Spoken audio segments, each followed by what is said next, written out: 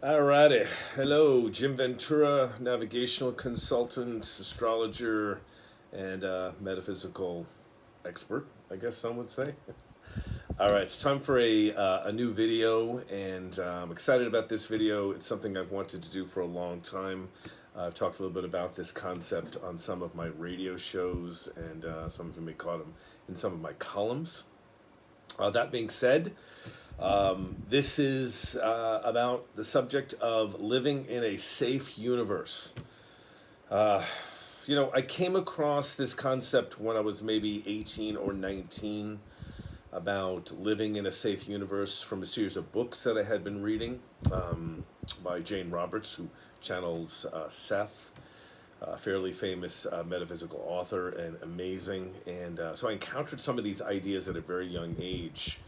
And I encountered them at a time when I did not feel safe, going into, 18, 19 years old. What was I going to do in life, and would I be okay? And there was so many things about me that I questioned and didn't feel confident in. And the reason I thought this would be a good subject for a video is, certainly maybe just as much as ever, but maybe even more than ever now. We're in a perpetual state of the television and politics and COVID, and there's a million things to tell you what you need to be afraid of, and what can get you, and what can harm you, and how bad we are as people. And well, it's always been that way. We get that feed, whether from the news and the media, from our family, some more extreme religious groups will suggest this to us, that we're evil and we're bad and the world is bad. I encountered another perspective and another idea. So I'd like to read to you what I ran across, back at that time from Jane Roberts channeling Seth, and then talk a little bit about it. And there'll be a part 2 to this video as well too, because I'm going to do the angel version of this in part 2. But part 1 will be of value. So I'm going to put my glasses on for this one. The concept is the safe universe. He says, each of you to some extent or another believe that the universe is not safe, and therefore you must set up your defenses against it.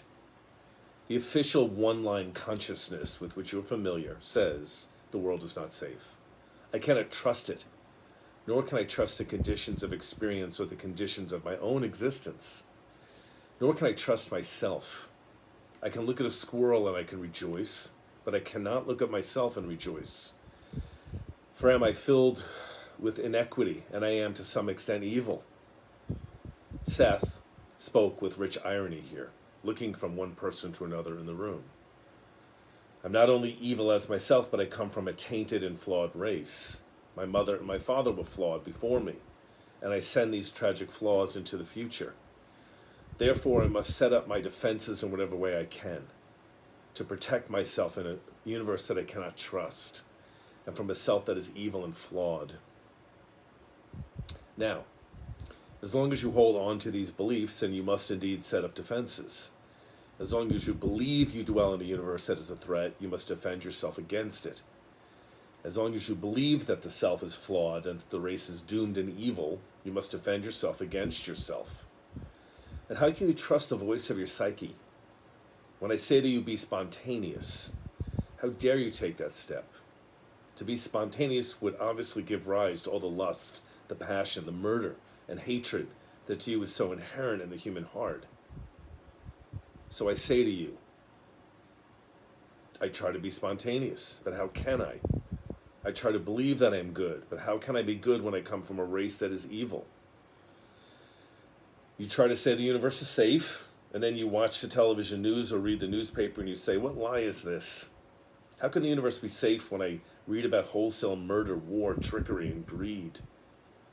How can I be myself, or if I am myself, will I not unleash into the world only more of the horror I see around me? For surely human nature cannot change, and human nature is evil. Look already what evil it has worked upon the planet, and then tell me, Seth, be spontaneous? What do you ask of me? And how can I stand upon the authority of my own psyche, or tell myself I'm good? My last book, The Nature of Personal Reality, is a good book.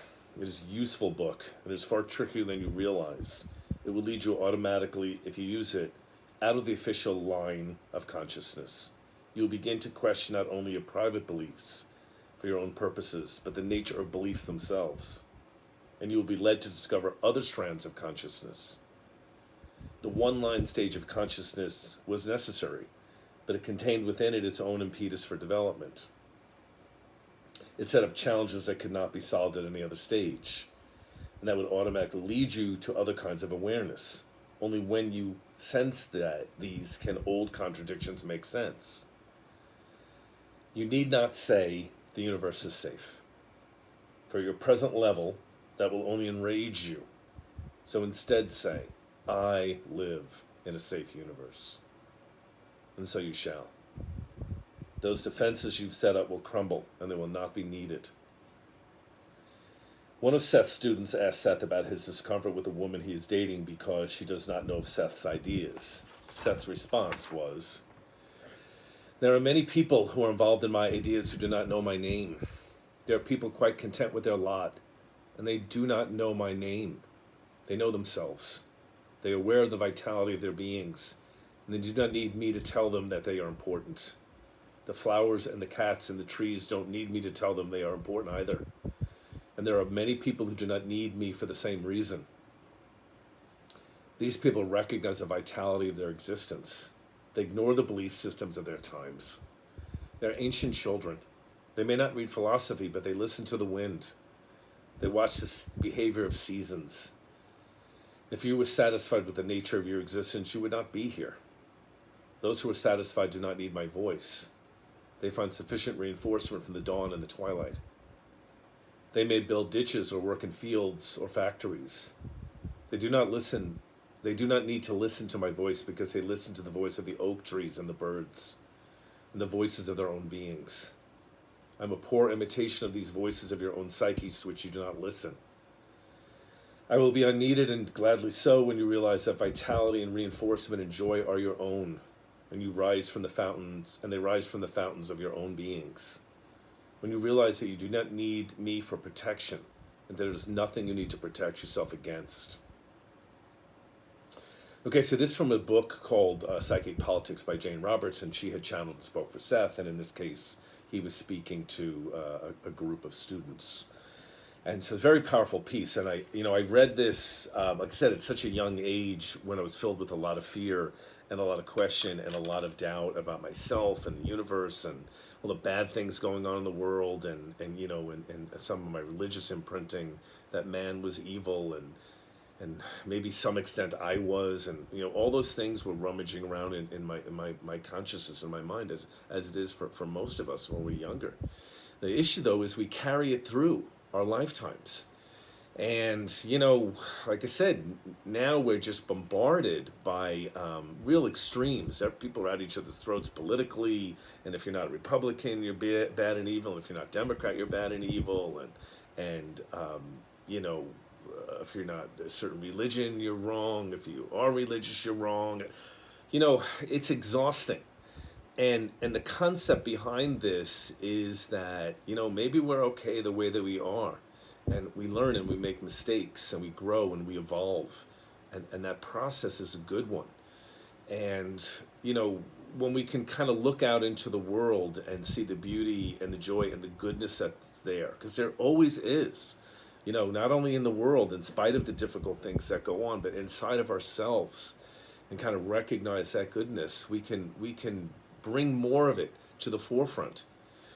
And at another level, there's always something we can be afraid of what will happen to us. If we went through a bad relationship when we were younger and someone cheated on us, we live with a phobia that someone's going to do that to us again, so we're afraid of being intimate again. Or if we lost a job, or we lost an animal that we love, or so many things that create a phobia or a fear. We can get stuck, and we can decide the universe is not safe. So that's what's beautiful about this passage. It's not that you try to convince yourself the universe is safe. Part of you will disagree with that. But you can say that I live in a safe universe. I personally do. And then you're giving access to your higher self, your spirit guides, your own wisdom to protect you and to keep you safe and to heighten that part of you that does not need those negative and difficult challenges to grow. And you can live happily and more safely. I've been immersed in this a long time, and I still sometimes waver and get fearful, like I'm sure many of you do. But I've gotten pretty firm in trusting in myself and that goodness and that the universe is safe and I'm protected, and there's always a solution if a difficulty shows up, especially when I know that at the core of my being. Okay, feel free to subscribe to my future videos. I do maybe one a month. Information about my books and classes and personal sessions you can do either in office or by phone are available at jimventura.com. And you can check all of that out there. And I will be back in about a month or so, and I'm going to do part 2 of this and do the angelic realm version of living in a safe universe. For now, everybody, hey, you're okay, you're good, and you can live in a safe universe.